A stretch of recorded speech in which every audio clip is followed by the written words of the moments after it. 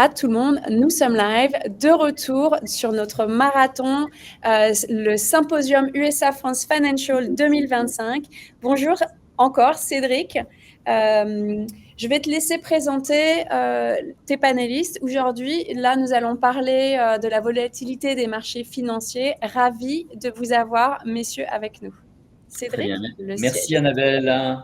Un grand merci, encore merci à la FAC pour l'organisation de ce symposium pour aujourd'hui. Alors oui, nous allons traiter des problématiques de volatilité avec deux intervenants de qualité, Sébastien Gault et Alexandre Quentin. Alors Sébastien Gault, directeur à BNY Wealth,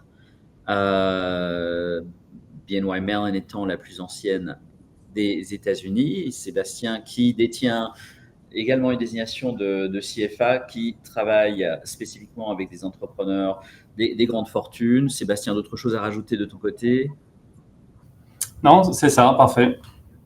Très bien. Et puis Alexandre Quentin, Alexandre, associé dirigeant du USA France Financial Group, qui est notre directeur d'investissement. Alexandre qui a reçu de nombreuses récompenses récemment, qui est sur la liste Forbes de meilleurs conseillers wealth advisors aux États-Unis, mais également de professionnels de la sécurité.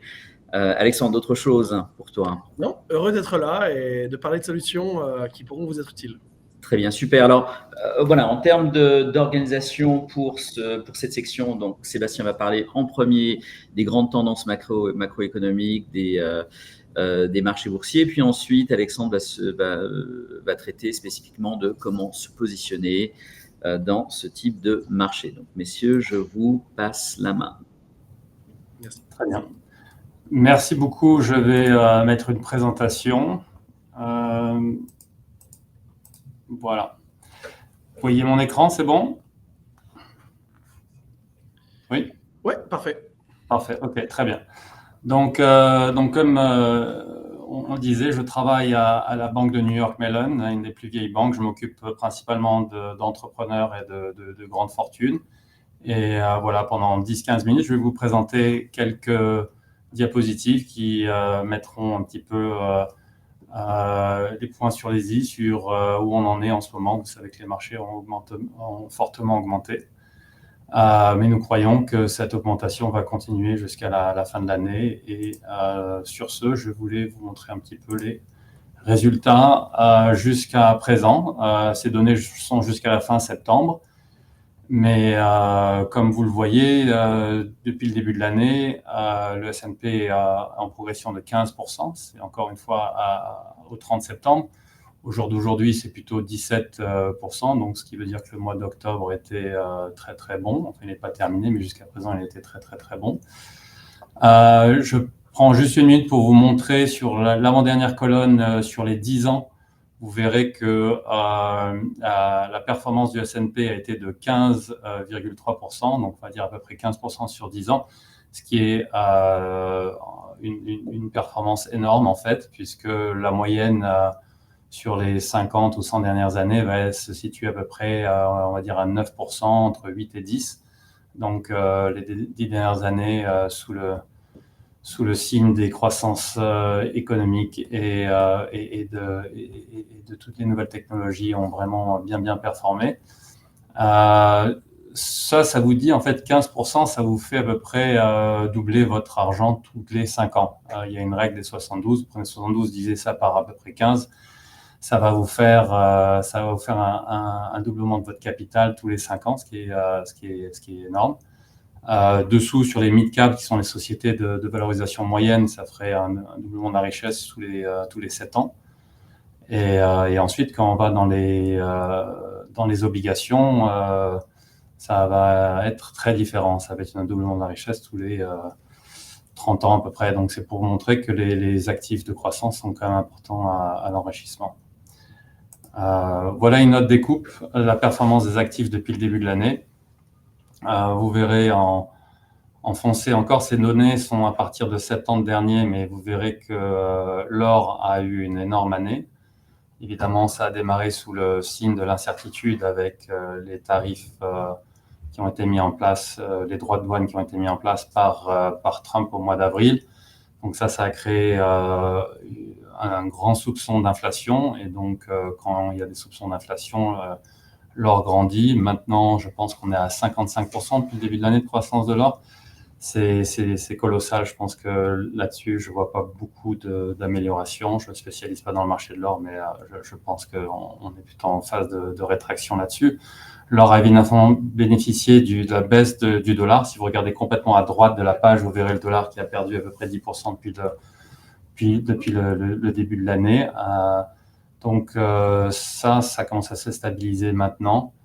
En deuxième, vous verrez tous les marchés émergents et les stocks européens qui ont très bien fonctionné. On en reviendra plus tard, mais en fait, ça a été dû à une politique monétaire de l'Europe qui a réduit les taux bien avant les États-Unis. On en reparlera.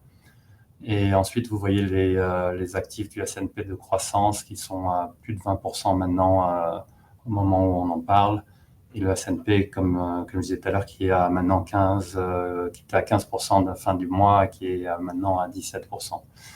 Voilà, donc c'est pour vous donner un petit peu la tendance globale.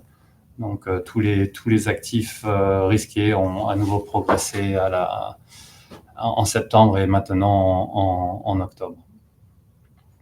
Voilà, donc maintenant au niveau de la croissance du PNB américain continue à croître. Il y a eu une forte baisse au moment du Liberation Day d'avril avec les politiques très incertaines et controversées de l'administration actuelle. Donc on a vu une forte chute des dépenses, c'est ce que vous constatez ici sur cette diapositive, et qui finalement la croissance a bien remonté et ça mène sur du 2%. Voilà. Et les estimations de croissance aussi se sont également améliorées dans le reste du monde. La zone euro devrait croître à 1,3% en 2025 contre 0,8% en juin. Donc tout ça, c'est positif. Le consommateur toujours là, toujours présent, malgré les inquiétudes du marché de l'emploi et de la croissance. Les dépenses des consommateurs sont demeurées résilientes. Les chiffres les chiffres de l'emploi américain ont chuté. En général, c'était 150 000 à 200 000 emplois mensuels créés. Maintenant, on est 25 000 emplois. C'est dû à une baisse de l'immigration ici aux États-Unis et aussi quelque chose de très positif, une grosse augmentation de la productivité américaine pour la première fois depuis des années. Est-ce que c'est un effet d'intelligence artificielle ou pas? On dirait, mais l'avenir nous confirmera ça. Ensuite, voilà, l'effet de richesse est absolument énorme. Il faut savoir que 70% de l'économie américaine vient du consommateur et vous regarderez sur la gauche, la richesse nette totale des consommateurs est plus de 1776 000 milliards de dollars, soit 59 000 milliards de plus que depuis le début du Covid.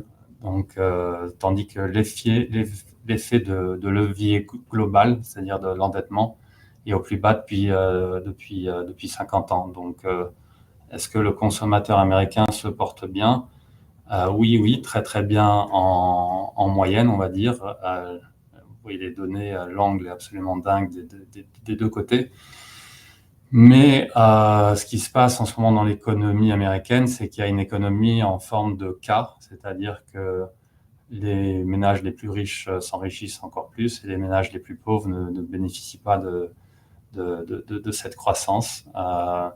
Donc, et là, on peut voir sur la droite des défauts de paiement pour des cartes de crédit ou des remboursements au niveau de l'automobile. Donc ça, c'est quelque chose qui est assez angoissant socialement, mais qui pèse pas énormément dans la balance, puisque je crois que Les riches américains contrôlent à peu près 80% des dépenses, ou je crois que le chiffre est un peu plus que ça. Donc, c'est pas un énorme problème, mais quelque chose quand même à regarder de près. Voilà, il y aura encore plus de stimuli de consommation en 2026. Le remboursement des impôts fédéraux devrait augmenter de 160 milliards de dollars, soit une hausse de 44%. Voilà.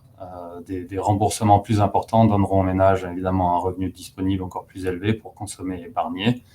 Ça va aider la partie basse du cas, donc les moins fortunés. Je crois qu'il y aura en moyenne 4 000 ou 4 500 dollars de refund, de remboursement. Donc, on espère que ce stimulus supplémentaire pour les consommateurs devrait soutenir la croissance économique et les bénéfices des entreprises.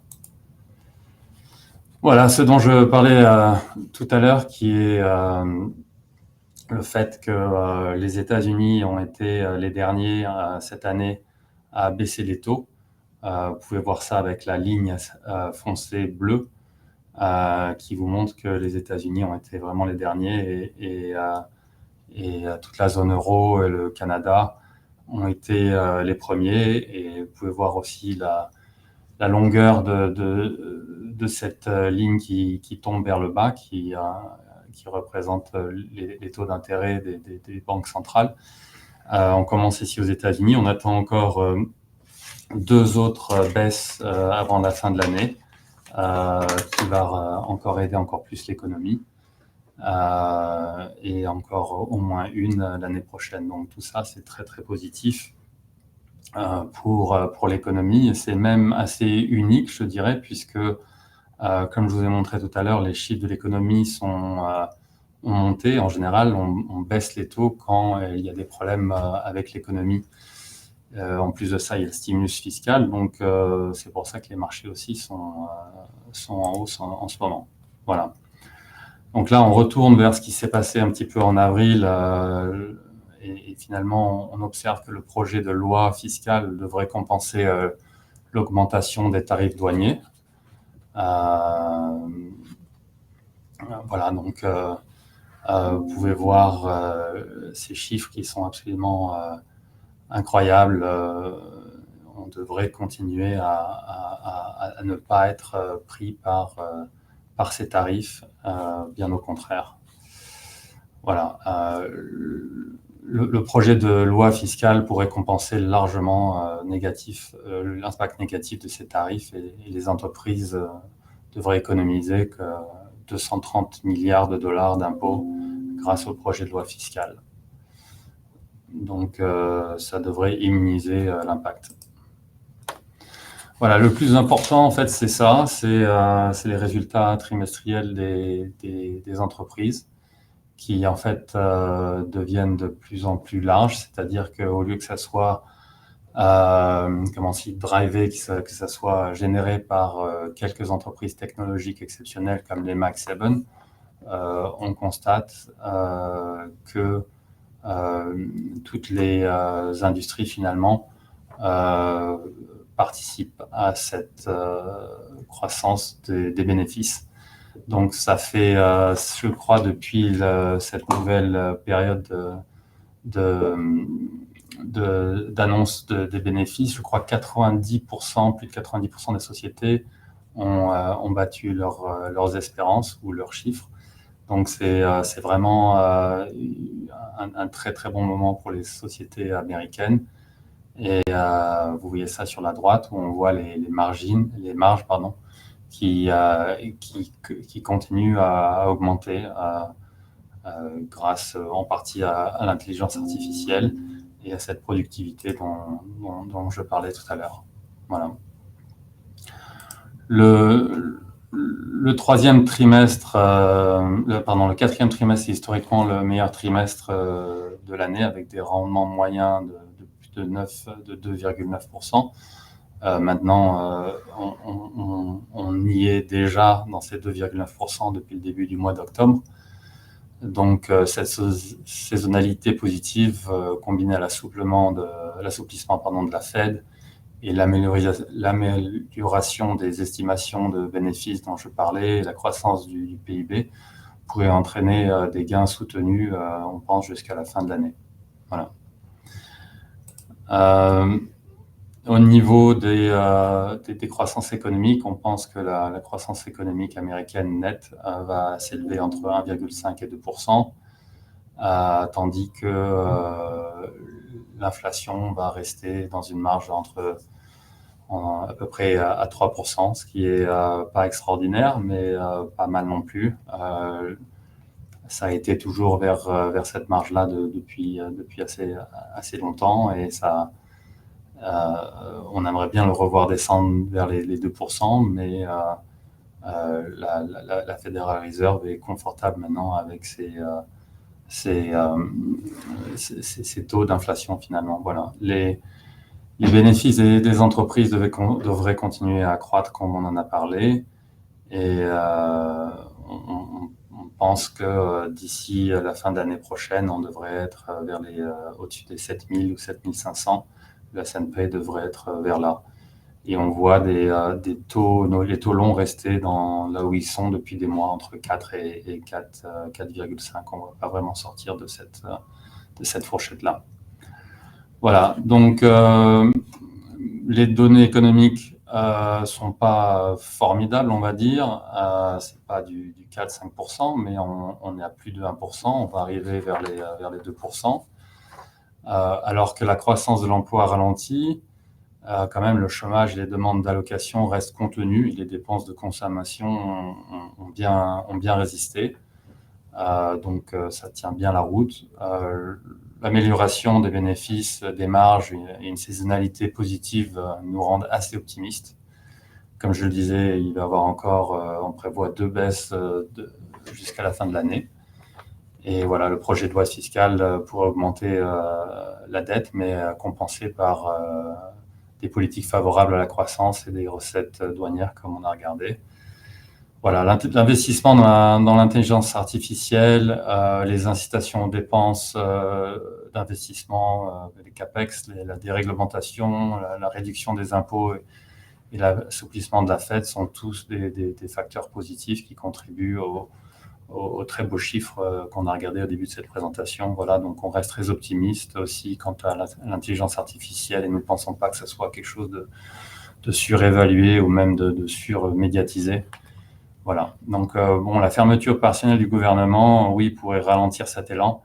Jusqu'à présent, les marchés suggèrent un impact minimal, et encore une fois, je vous ai dit que 90% des sociétés ont battu leurs espérances de bénéfices. Donc voilà, en ce moment, on ne voit pas trop les chiffres du gouvernement, on ne les a pas tellement vus, mais les résultats des sociétés parlent d'elles-mêmes.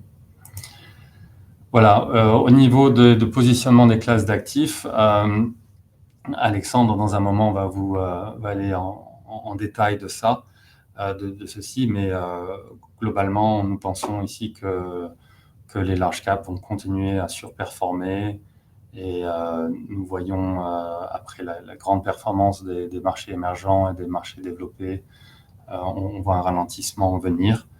Donc on est plutôt conservateur là-dessus.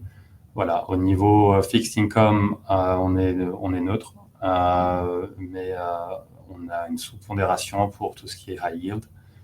Et voilà. Ensuite, c'est à peu près tout. Je vais passer la main à mon ami, mon collègue Alexandre. Tout à fait. Et Sébastien, merci. Alors, je te prends un petit peu sur le tas comme ça. Petite curiosité, on a vu voilà, l'or et l'argent qui étaient en pleine ascension, qui depuis une semaine ont connu une correction relative. Quelle est la perspective de BNY, la tienne, sur l'évolution des matériaux précieux de ce type? Comme je le disais tout à l'heure, je pense que ça a démarré en avril avec toutes les inquiétudes qui étaient vraiment au maximal, et je pense que maintenant ce marché devrait se calmer. Il y a une espèce de mini bulle. Moi, je vois, je suis pas spécialisé dans l'or particulièrement, mais pour répondre à ta question, Cédric, je ferai attention sur les marchés de l'or actuellement. Je pense que le ralentissement qu'on a vu la semaine dernière pourrait engendrer une correction. Est-ce que c'est bon d'avoir de l'or dans son portefeuille? Absolument, je ne dis pas qu'il faut le vendre. Mais pour les gens qui auraient spéculé un petit peu sur l'or, ça serait le moment, à mon avis, de calmer le jeu. Très bien, un grand merci. Alors, on se tourne vers Alexandre qui va nous montrer plus en détail comment se positionner dans ce marché actuel. Absolument. Merci Sébastien pour ton expertise, grand gestionnaire de portefeuille. Ce que je vais faire, je vais essayer d'être justement complémentaire de cette analyse macro et justement de rebalancement du portefeuille au sein du portefeuille. Ce que je vais essayer d'apporter aujourd'hui, c'est la vision un peu plus holistique de la gestion de patrimoine, de stratégie, mais également de positionnement stratégique. Évidemment, le portefeuille en lui-même va jouer un rôle clé, mais ce n'est pas la seule chose à prendre en considération pour pouvoir réussir financièrement, de pouvoir faire face à la volatilité des marchés. Alors évidemment, la volatilité aujourd'hui est positive, mais lorsqu'elle sera négative, la question c'est, êtes-vous prêt ? Et c'est la question sur laquelle je vous propose d'y répondre aujourd'hui. Donc, on va se positionner sur cette première slide. Et je vais partager mon écran en full dans un instant. Très bien. Alors, commençons par la pyramide patrimoniale. Il y a en effet au sein des actifs de croissance le portefeuille, qu'on vient de voir très bien avec Sébastien. Mais prenons la base dans un premier temps. Et pour moi, la priorité patrimoniale, stratégique, c'est d'avoir le bon ratio entre les actifs dits défensifs et les actifs dits de croissance.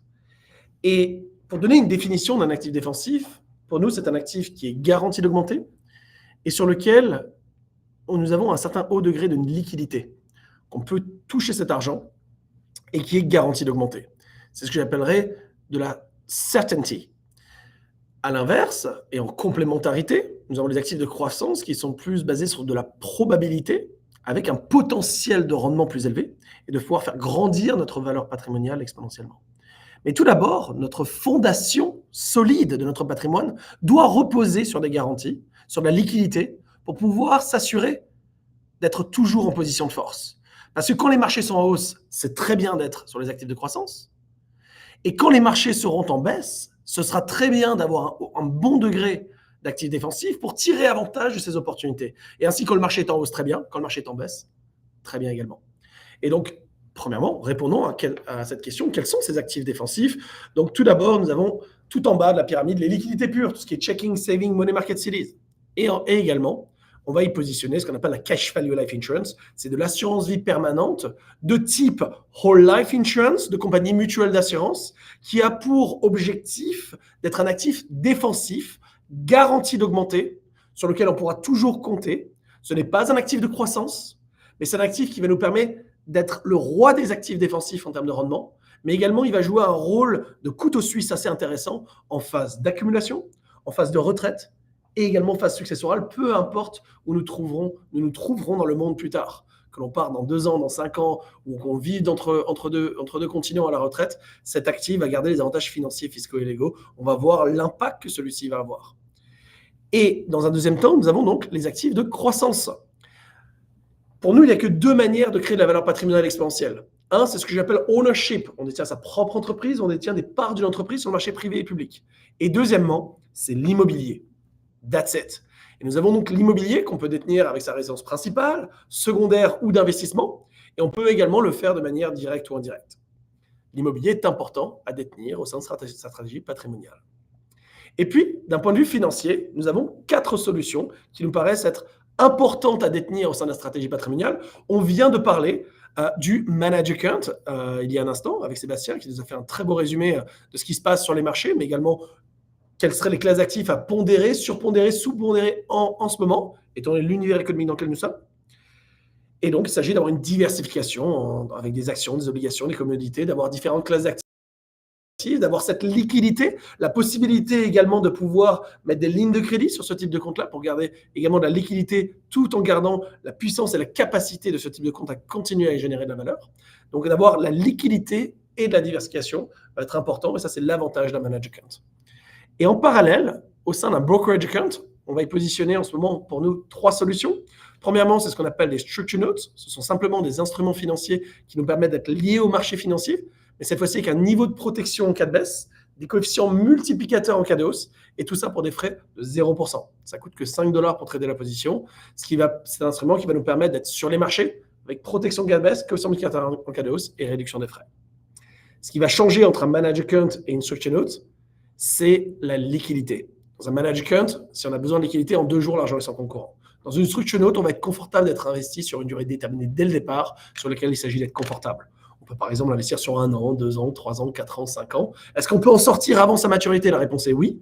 On aurait une prime d'illiquidité qui n'est pas en notre faveur. Dans l'idéal, nous pouvons aller jusqu'à la maturité de l'instrument pour pouvoir avoir le maximum d'avantages de ce type de solution en termes de protection et de coefficient multiplicateur à la hausse liés au marché financier. Et ça va nous permettre en parallèle du portefeuille de gérer le risque et de maximiser le rendement. Et les 2 solutions qui nous paraissent être opportunistiques en ce moment sont des solutions de private placement qu'on appelle le private credit. Premièrement, le private credit est simplement de la dette de compagnies privées. Il y a 4 manières d'investir sur l'obligataire, 2 qui sont publiques et 2 qui sont liées aux entreprises. Les 2 publics sont 1, les treasuries, les bons du trésor américains par exemple ou français, et deuxièmement, ce qu'on appelle les municipal bonds, les obligations municipales, que ce soit d'État, de ville, de comté, avec certains avantages fiscaux notamment. Et deuxièmement, on a des obligations, des prêts à des entreprises qui soient soit publiques, ce qu'on appelle les bonds, ou privés, qu'on appelle le private credit. Et ce qui est intéressant sur la classe d'actifs en ce moment, c'est qu'elle va nous permettre d'avoir des rendements attractifs, des rendements de marché. On est à peu près sur du 8 à 9% de rendement quand on est dans ce qu'on appelle l'upper middle market, des compagnies qui font plus de 100 millions de chiffre d'affaires. Et 97% de ces prêts sont généralement avec un collatéral sur les actifs, qui nous donne un niveau de sécurité assez élevé sur ce type de prêt. Ce n'est pas évidemment garanti, mais nous avons un rendement de marché pour un risque qui n'est pas un risque de marché, qui est intéressant quand on a une perspective d'allocation d'actifs, et donc qui nous permet aussi de créer un certain degré de non-corrélation avec le reste des actifs, qui est intéressant. Donc le private credit est attractif en ce moment, et d'autres solutions plutôt engagées sur le private equity, d'aller au capital de compagnies privées. Il faut savoir que les compagnies privées restent maintenant privées beaucoup plus longtemps qu'à l'époque. Dans les années 90, en moyenne, une compagnie qui devenait publique après 5 à 7 années de développement en moyenne. On est plus proche des 12 à 14 années de nos jours. Et donc, la majorité de rendement peut se faire, par exemple, sur le marché privé avant que ces compagnies deviennent publiques et soient disponibles au sein des marchés, en effet, publics.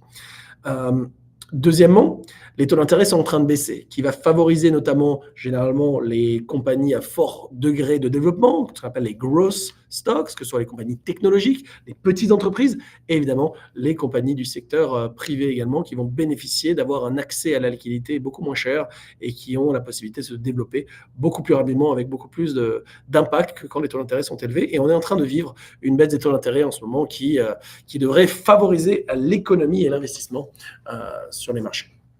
Donc pour nous, cette pyramide patrimoniale que vous voyez à l'écran doit être rationalisée, d'avoir certains ratios. Et pour vous donner une perspective un peu globale, si vous êtes plutôt conservateur de nature, it's OK. Si vous êtes plutôt confortable avec le risque, it's OK. Ce qui va être très important et fondamental, et ce qui va changer la donne, c'est l'aspect d'être proactif avec ses finances. Si vous êtes par exemple confortable avec le risque, il s'agit d'avoir 20 à 25% en actifs défensifs, entre 75 et 80% en actifs de croissance. On va aller vraiment chercher le rendement. Parce que nous avons cette fondation solide avec nos 20 à 25% d'actifs d'exercice qui est là, qui est garantie d'augmenter et qui nous permet de pouvoir avoir la confiance d'y aller avec beaucoup plus de force sur les actifs de croissance parce que nous avons le bon niveau sur lequel nous sommes confortables. Si vous êtes plutôt conservateur, on va aller chercher les 35 à 50% en actifs défensifs, 50 à 65% en actifs de croissance. Mais encore une fois, pareil. Quand on a le bon niveau de matelas de sécurité, on est confortable avec cette fondation, on va également aller vraiment chercher le rendement dans ces actifs de croissance. Mais ce qui va changer la donne, c'est que le jour où il y aura de la volatilité à la baisse, si vous êtes plutôt confortable avec le risque, ça veut dire que vous aurez une baisse un peu plus élevée que quelqu'un qui sera conservateur dans la stratégie globale. mais vous aurez quand même un gun chargé prêt à dégainer, c'est 20-25% qui sont de côté, qui sont là pour tirer avantage de ces opportunités-là. Mais si vous étiez conservateur à l'époque et que maintenant vous avez 35 à 50% de votre patrimoine qui est non corrélé au marché financier immobilier, qui est garanti d'être là, qui est liquide, et que vous avez une opportunité de pouvoir acheter des actifs on sale, c'est-à-dire qui ont maintenant perdu 30-40% de leur valeur comparée à quelques mois, vous avez la possibilité de vous positionner, et on va parler notamment de stratégie pour pouvoir être confiant alors que les médias pourront voir les choses de manière très noire. Ça va être vraiment une opportunité de se positionner, et on va regarder certains indicateurs qui vont nous permettre de nous positionner de manière stratégique et proactive. Mais cela prend en considération le fait que vous êtes prêt, que votre patrimoine est solide, que votre stratégie est avisée, avérée, que vous avez pu mettre en place les éléments de votre stratégie patrimoniale pour que vous soyez toujours en position de force. Et c'est ça, si vous avez à retenir au moins une seule chose aujourd'hui, c'est vraiment de pouvoir avoir cette construction patrimoniale optimale, non pas que au sein de votre portefeuille immobilier, votre portefeuille d'investissement, mais au sein de la construction stratégique de votre patrimoine. Commençons par cette fondation solide. Qu'est-ce que nous avons dans la liquidité pure, tout en bas de la pyramide patrimoniale? Nous avons tout ce qui est lié au bancaire, le checking, saving, money market, CDs, high yield saving account. En France, c'est tout ce qui est compte courant, livret à LDD, etc. C'est garanti d'augmenter, mais les deux problèmes majeurs sont l'inflation, parce qu'on n'est pas forcément sûr de faire face à l'inflation, et ça va grignoter notre pouvoir d'achat. Et deuxièmement, quand on a du cash à la banque, qui gagne de l'argent sur notre dos? C'est la banque. Et on veut la squeezer un maximum. On veut faire en sorte que chaque dollar qu'on mette de côté puisse travailler pour nous, notre foyer et notre futur. Et donc, 6 à 12 mois de dépenses de côté, très bien. On peut encore, à l'heure actuelle, dans les money market funds, générer à peu près du 4,1%. On a cette liquidité en 2 jours sur le compte courant. Très bien. Mais 6 à 12 mois, au-delà, on va commencer à augmenter en termes de pyramide, aller au niveau supérieur et de considérer notamment le roi des actifs défensifs qui est cette assurance vie permanente. Il existe plusieurs types. Je vais me focaliser sur la partie qui est ce qu'on appelle whole life insurance, de compagnies mutuelles d'assurance, with participating dividends.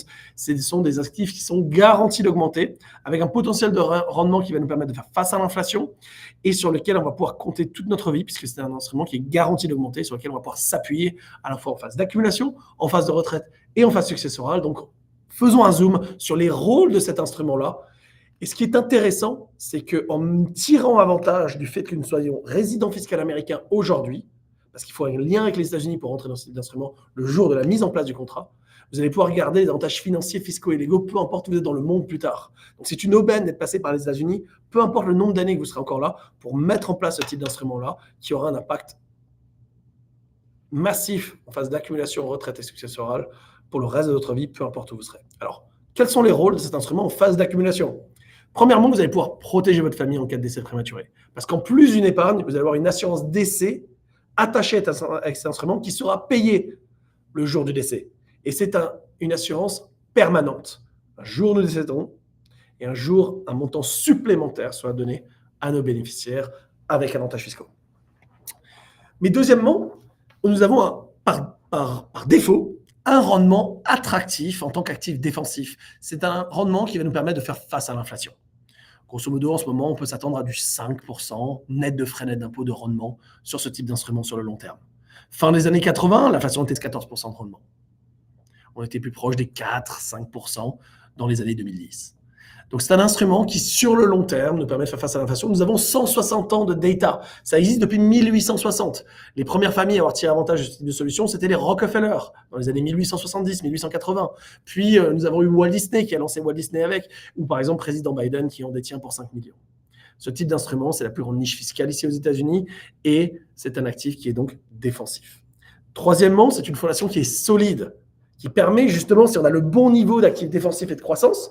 Maintenant, si on a 30% de notre patrimoine qui est garanti entre les liquidités pures à la banque et cette cash value life insurance, Si on a ce niveau de confortabilité, on va être d'autant plus confortable d'aller chercher du rendement sur les actifs de croissance. Potentiellement, on n'aura pas le devoir et l'obligation de devoir gérer le risque avec potentiellement de l'obligataire ou d'autres solutions pour gérer cette volatilité de marché. On a déjà outsourcé cette gestion du risque avec un instrument qui est garanti d'augmenter, non corrélé au marché financier immobilier. Donc ça nous permet de pouvoir laisser à nos autres actifs la possibilité de pouvoir s'épanouir de manière pleine.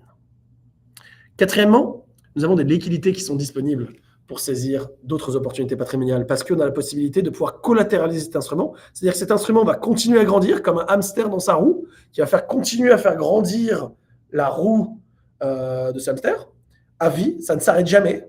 Et pendant que cet instrument grandit de manière exponentielle, on va pouvoir accéder à des liquidités mises à notre disposition en parallèle de cet instrument, à travers directement la compagnie d'assurance ou à travers des banques, qui peuvent nous mettre en place des lignes de crédit, qui nous permettent d'utiliser ces liquidités à jusqu'à 100% de l'épargne disponible. Donc, si vous aviez, par exemple, 100 000 $ dans votre contrat, on vous met, no question asked, 100 000 $ à disposition pour faire ce que vous souhaitez avec. Ça peut être l'achat d'un bien immobilier, ça peut être même un achat d'un bien immobilier en France, peu importe. Vous utilisez ces liquidités pour n'importe quelle raison. Et maintenant, votre argent continue à grandir ici, pendant qu'il peut utiliser une deuxième fois dans un autre actif, quel qu'il soit. Et dernièrement, on peut en effet créer de la vélocité patrimoniale, comme je viens d'expliquer. C'est un dollar qui fonctionne deux fois, à la fois au sein du contrat et au sein d'un autre actif. En phase de retraite, ça va être la possibilité de tirer avantage de ce qu'on appelle le permission slip. Je m'exprime. De manière classique, on accumule de la valeur patrimoniale, on va le diversifier en financier, en immobilier, en cash, etc. Et un jour, on va vivre des revenus générés par ce patrimoine. Ça, c'est la manière classique. Je dirais même que c'est potentiellement la meilleure stratégie à mettre en place en France, puisque nous n'avons pas vraiment d'alternative. Mais on a la possibilité, nous avons l'opportunité d'être résident fiscal américain aujourd'hui pour changer la donne stratégiquement parlant, et de pouvoir faire en sorte que le jour où on part à la retraite, au moins 20% du patrimoine se trouve en épargne de cet instrument-là. Si c'est le cas, on va pouvoir s'organiser, orchestrer nos actifs de manière beaucoup plus optimale que si nous avions simplement un pot d'argent sur lequel on va vivre des liquidités générées. Maintenant, si on a 20% d'un actif qui est garanti d'augmenter, plus fort que l'inflation, tax-free, et en plus, il y a un effet de levier d'assurance d'essai pour assurer l'aspect successoral. Si on a la garantie que, par exemple, 20 ans plus tard, que ces 20% augmentent à 55% de la valeur initiale de patrimoine, et qu'en plus, il y a une assurance d'essai qui fait qu'on laisserait 75% derrière, si on a garanti que 20 ans plus tard, on a assez d'argent pour tranquillement finir le vieux jour, donc, par exemple, si on prend notre retraite à 60 ans, et que 20 ans plus tard, à 80 ans, on a assez d'argent tax-free, peu importe dans le monde, d'accès pour finir un vieux jour, et qu'en plus, on laisse de l'argent derrière nous avec des avantages fiscaux à la génération future, et ben on va avoir la permission de pouvoir maintenant, sur les autres 80% du patrimoine, la permission de ne pas simplement vivre des intérêts générés par ce patrimoine, mais d'avoir la permission totale de pouvoir accéder au capital et aux intérêts de ce patrimoine accumulé, que ce soit financier, immobilier, etc. Où maintenant, petit à petit, on va taper dans le capital et les intérêts de 80% de ce qu'on a accumulé parce qu'on a la garantie et la certitude d'avoir de l'argent qui nous attend, pour sûr, qui nous a permis de faire face à l'inflation, d'être tax-free, quels que soient les tax rates qui seront à l'avenir, parce qu'on est dans un bas historique au niveau de la fiscalité aujourd'hui, on peut s'attendre à payer plus d'impôts plus tard. Là, c'est un instrument qui n'aura plus jamais de fiscalité et sur lequel on va pouvoir compter. Et ça, on va pouvoir dépenser capital et intérêt de 80% du patrimoine comparé à 100% de 100% des intérêts uniquement. Et bien, ça nous permet d'augmenter de 40 à 60% nos revenus de retraite. Parce que simplement, vous vous êtes organisé de manière beaucoup plus optimale. Et enfin, d'un point de vue successoral, l'effet de levier d'assurance d'essai passe avec des avantages fiscaux, peu importe où vous êtes dans le monde, c'est défiscalisé sur le revenu du côté américain. Et ça passe également de manière fiscalement intéressante du côté français. Donc, une vraie opportunité d'avoir ce type d'instrument. Donc, quelles sont les caractéristiques de celui-ci ? Premièrement, en effet, nous avons une prévoyance d'essai, une assurance d'essai attachée pour le reste de notre vie. Deuxièmement, on a une liquidité et un contrôle sur ce cash. On a une croissance qui est garantie. On a également accès à des dividendes annuels qui sont, eux, non garantis, mais qui existe depuis 1860. Et il y a eu toujours des dividendes depuis 1860. Il n'y a eu aucune année sans dividendes. 1929, guerre mondiale, 2001, 2008. En 2008, 7,2% de dividendes. C'est non corrélé au marché financier immobilier et on va pouvoir capitaliser dessus. Ce n'est pas des rendements de croissance, mais c'est des rendements qui nous permettent de faire face à l'inflation. C'est le roi des actifs défensifs. Et les avantages fiscaux, dès qu'on dépose $1 dedans, il n'y aura plus jamais de fiscalité, à la fois sur l'augmentation du contrat, l'augmentation, donc le cash, l'accès au contrat, l'augmentation et l'assurance d'essai attachée. On a des limites élevées de contribution, c'est un contrat privé, on a personne n'a de regard dessus, même pas l'IRS. On a la protection contre l'éventuel créditeur ou banqueroute dans la majorité des États. On a des options en cas d'invalidité ou de soins-dépendance. Si on va être dans des maisons médicalisées à terme, c'est entre 12 000 et 14 000 $ par mois ici aux États-Unis, on va pouvoir accéder à l'assurance décès en amont de son décès pour pouvoir faire face à ses dépenses. Et enfin, en phase d'accumulation, c'est peut-être ça la chose la plus intéressante de ce type d'instrument, c'est qu'il est collatéralisable à 100% de l'épargne disponible, qu'on a des options avantageuses de prêt et des options avantageuses de remboursement de prêt parce que c'est une ligne de crédit, ce n'est pas un prêt. C'est-à-dire que si vous empruntez par exemple 100 000 $, vous n'avez aucune obligation de repayer ce prêt. Parce qu'on a une augmentation de la valeur garantie sur laquelle, si vous ne repayez pas et qu'un jour vous décédiez, l'effet de levier paierait pour le prêt existant et le reste passe à la génération d'après avec des avantages fiscaux. Donc imaginons que dans votre contrat, vous avez 1,5 million de $ d'épargne et 3 millions de $ en cas de décès. Et maintenant, vous avez 88 ans et vous avez emprunté 1 million de $ sur ce contrat pour avoir assuré votre style de vie. Et maintenant, c'est la fin de votre vie. Il y a décès et vous avez emprunté 1 million de $ que vous n'avez pas remboursé. Et bien, qu'est-ce qui va se passer? Vous avez utilisé 1 million de $, mais c'est les 3 millions de $ qui vont partir aux bénéficiaires. 1 million va être pris pour rembourser le prêt et 2 millions passent avec des avantages fiscaux à la génération d'après. Et donc, vous avez l'argent du beurre, le beurre et l'argent du beurre, puisque vous allez pouvoir utiliser le cash et également laisser de l'argent derrière vous avec des avantages fiscaux. En parlant de rendement, en refaisant un petit point là-dessus, mais vous avez 4 rendements là-dessus. Vous avez le rendement interne, c'est 5% de rendement net de frais net d'impôt. Deuxièmement, vous avez un rendement externe, vous allez pouvoir vous appuyer sur l'épargne pour accéder à la ligne de crédit pour faire d'autres investissements. Vous allez avoir donc 2 rendements pour le prix d'un. Vous avez le rendement éternel de l'assurance décès attachée. Et enfin, l'optimisation des revenus de retraite, parce que vous allez pouvoir créer une stratégie de bucketing où vous allez augmenter de 40 à 60% vos revenus de retraite parce que vous êtes organisé de manière beaucoup plus efficace. Et enfin, pour finir et conclure sur ce contrat d'assurance vie américain permanent, voici comment se schématise le fait de pouvoir nantir ce contrat. Vous allez mettre votre épargne dans votre Cash Value Life Insurance qui va lui continuer à grandir de manière passive et garantie et pour le reste de notre vie et sur lequel, en parallèle de celui-ci, on va pouvoir utiliser les lignes de crédit attachées pour pouvoir faire 2 investissements, un down payment sur un bien immobilier, que ce soit en France ou aux États-Unis, dans notre autre entreprise ou d'autres solutions d'investissement pour que notre argent puisse fonctionner 2 fois en même temps. 2 rendements exponentiels pour un coût fixe nous permet de créer la vélocité patrimoniale. On passe maintenant, donc on a parlé maintenant des actifs défensifs. Je pense avoir mis en exergue ce qui était le plus important, mais gardez en tête, on parle pour les gens qui sont confortables avec le risque 20-25%, pour les gens conservateurs 35 à 50% des actifs défensifs. Maintenant, parlons des actifs de croissance. Premièrement, c'est l'immobilier, en effet très important. Donc, on peut le détenir de manière directe ou indirecte. Direct, c'est-à-dire que vous le détenez directement, ou indirect à travers des fonds immobiliers. En France, les SCPI, aux États-Unis, les Real Estate Investment Trust. Également, je vous donne un petit tip, mais imaginez que vous ayez un parc immobilier et que c'est de l'immobilier d'investissement que vous détenez et que vous commencez à en avoir un peu assez de vous en occuper. Et bien, vous pouvez vendre le bien. Et dans le cadre de cette vente, vous pouvez faire ce qu'on appelle un 1031 exchange. C'est-à-dire que vous avez la possibilité de réinvestir cet argent dans un nouveau bien, dans une nouvelle solution d'investissement immobilière. Mais l'avantage, c'est de déférer l'impact fiscal. Vous n'avez pas d'impôt à payer sur la plus-value réalisée entre l'achat et la vente du bien. Et en faisant ce 1031 exchange, vous avez l'option soit d'acheter un nouveau bien, et donc rebelote, ou bien de potentiellement rentrer dans les fonds immobiliers qui acceptent un 1031 exchange. Et donc maintenant, vous allez simplement déléguer la gestion.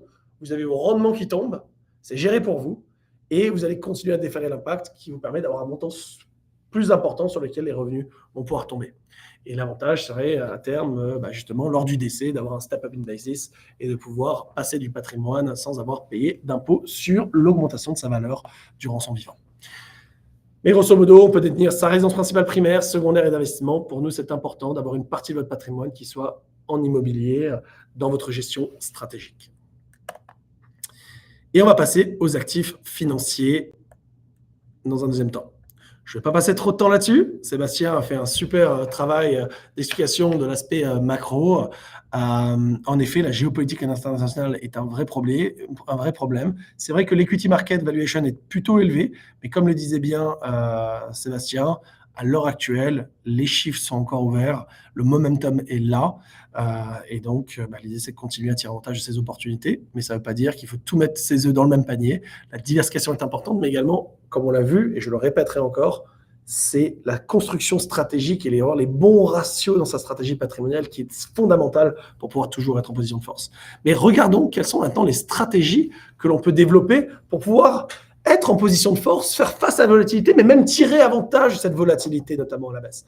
Parce que volatilité à la hausse, très bien, on est investi, mais quand les choses se fâchent, il s'agit de pouvoir être en position de force. Et voici les 4 solutions que nous utilisons avec notre clientèle pour pouvoir se prémunir d'un désastre financier. Donc, premièrement, c'est de pouvoir avoir une stratégie d'investissement qui soit réfléchie, de mettre nos émotions de côté. Deuxièmement, c'est d'avoir une vue holistique, globale, diversifiée et différentes classes d'actifs.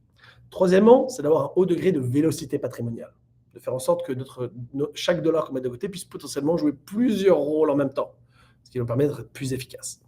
Et dernièrement, d'utiliser des solutions d'investissement qui, elles, nous permettent d'être sur les marchés avec de la protection en cas de baisse et des coefficients multiplicateurs à la hausse. Notamment, on a vu les structure notes, on en a parlé un petit peu, mais il y a d'autres solutions qui sont liées à la retraite. Donc, on va faire un petit focus sur les solutions de retraite qui nous permettent de pouvoir avoir une augmentation de marché avec de la protection et des coefficients multiplicateurs en cas de hausse. Commençons par cette stratégie numéro A.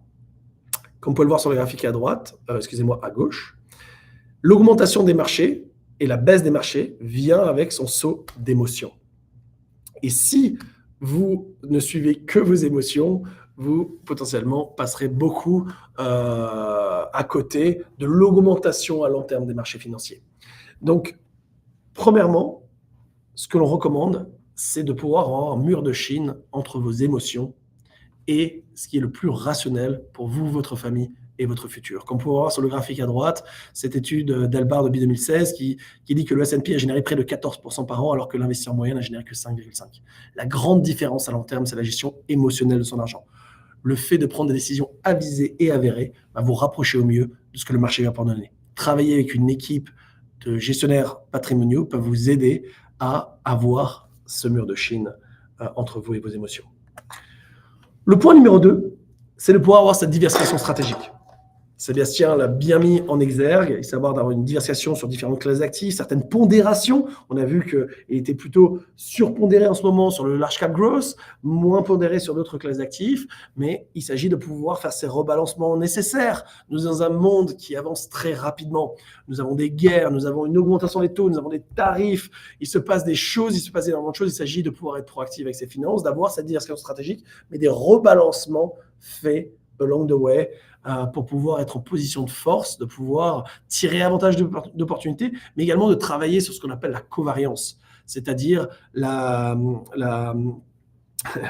dire en anglais, mais la standard deviation, la volatilité de chaque actif. Mais quand on a plusieurs actifs, c'est aussi le risque et la réduction du risque d'avoir certains actifs qui justement n'ont pas cette corrélation pour pouvoir être investis avec beaucoup plus de calme et de sérénité que si nous étions que sur une seule classe d'actifs. Et donc, ceci est proactif, ça bouge, et donc pour notre clientèle donc aisée, en partenaire avec Sébastien et ses équipes pour pouvoir avoir accès à des solutions stratégiques de haut niveau et de pouvoir avoir cette gestion active de ce portefeuille.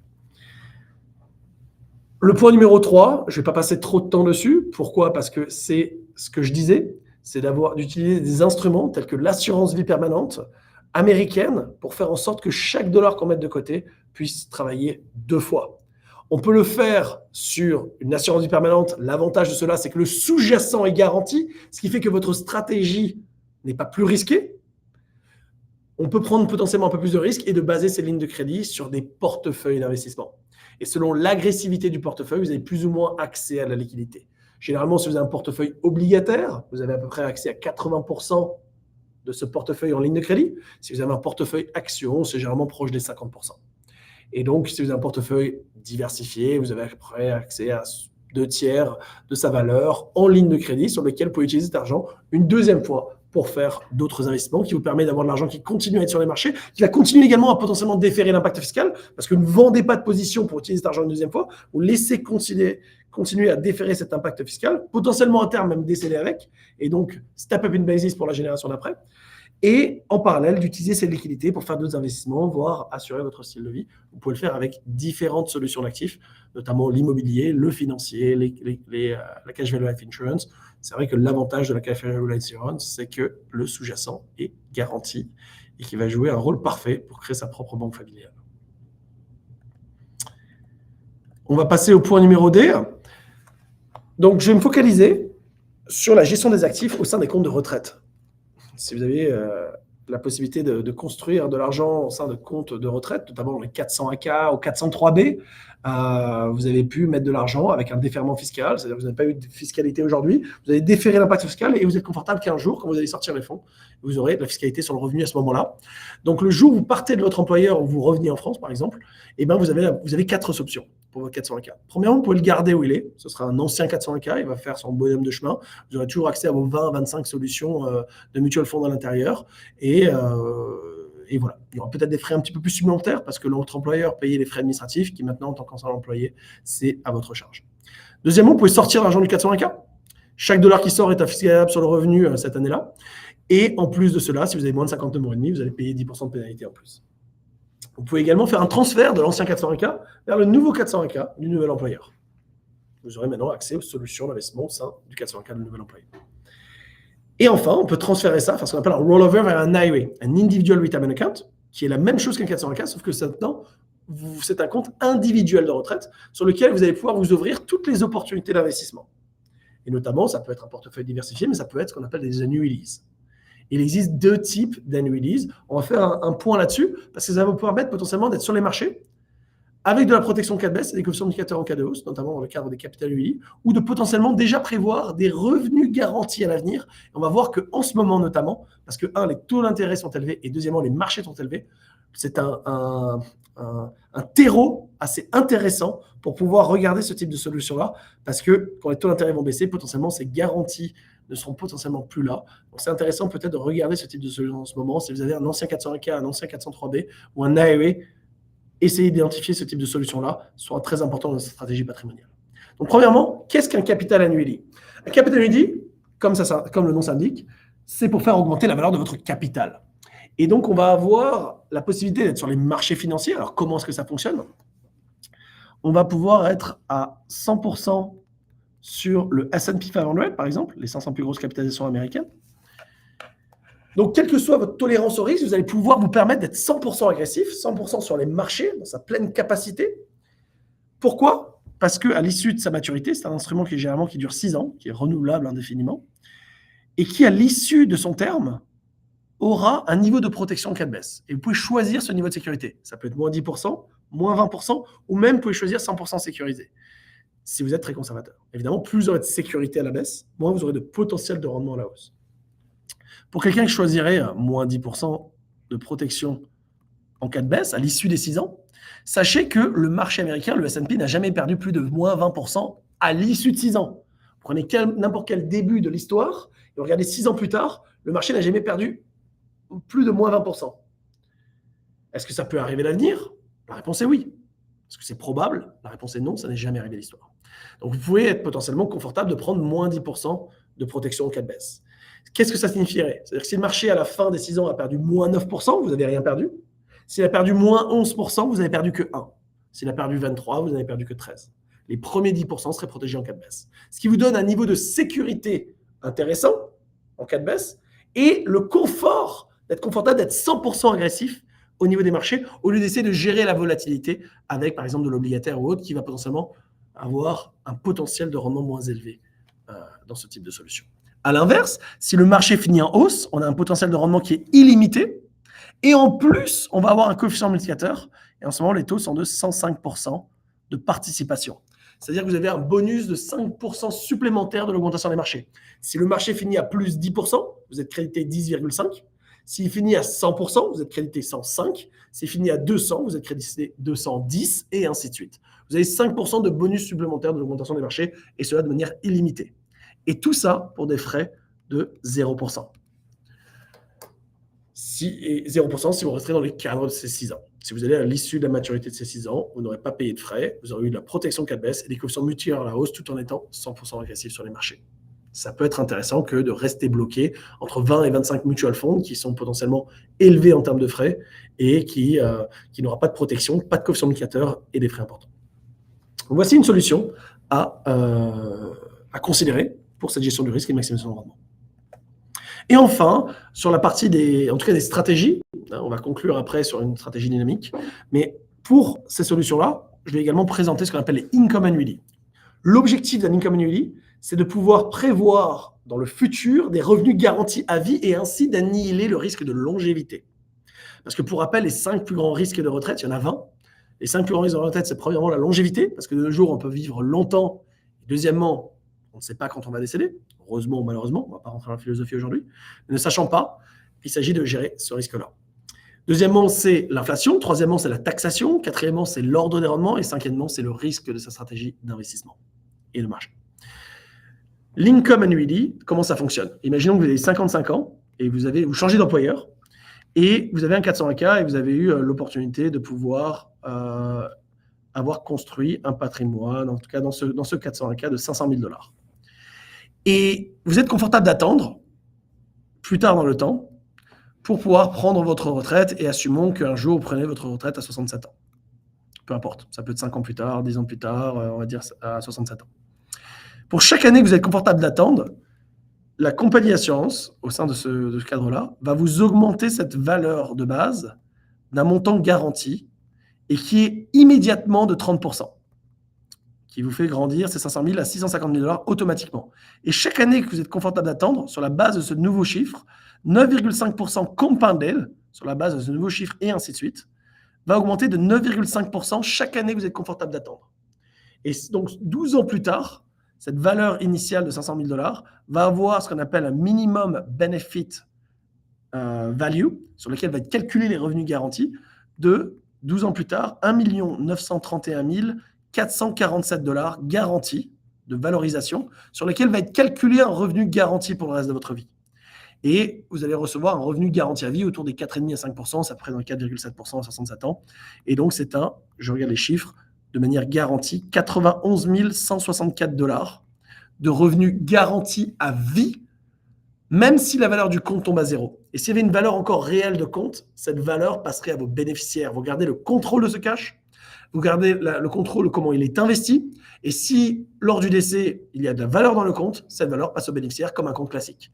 Ce que vous allez pouvoir annihiler ici, c'est le risque de longévité.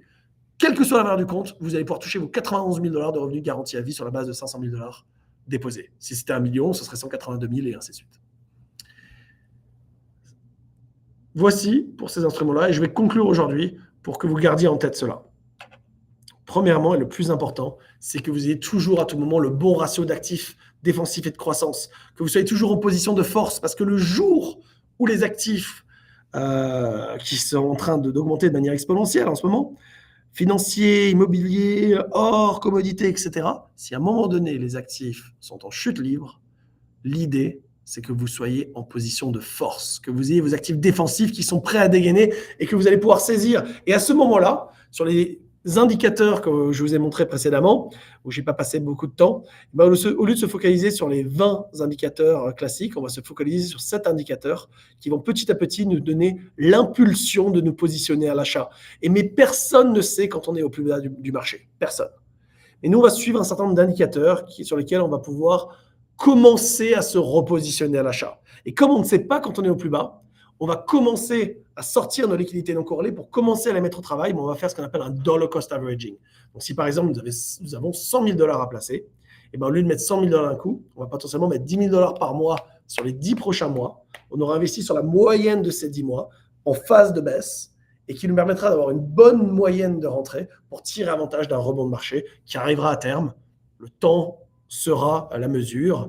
Et à ce moment-là, on aura pu acquérir des actifs à une valorisation attractive et de continuer à faire augmenter notre valeur patrimoniale de manière exponentielle et de revenir sur nos pieds beaucoup plus rapidement que si on était contraint d'attendre simplement une augmentation de marché à nouveau. Je conclue là-dessus. Je vous remercie pour votre attention. Nous n'aurons pas, je pense, la possibilité de répondre à vos questions aujourd'hui. N'hésitez pas à les mettre en commentaire. Mes équipes et moi et Sébastien se feront un plaisir de revenir vers vous si vous avez certaines questions. Mais en tout cas, c'est un plaisir d'être avec vous aujourd'hui pour parler d'investissement. Absolument. Un grand merci Alexandre, un grand merci Sébastien. Et nous vous invitons à rejoindre la présentation sur le calcul de la retraite franco-américaine.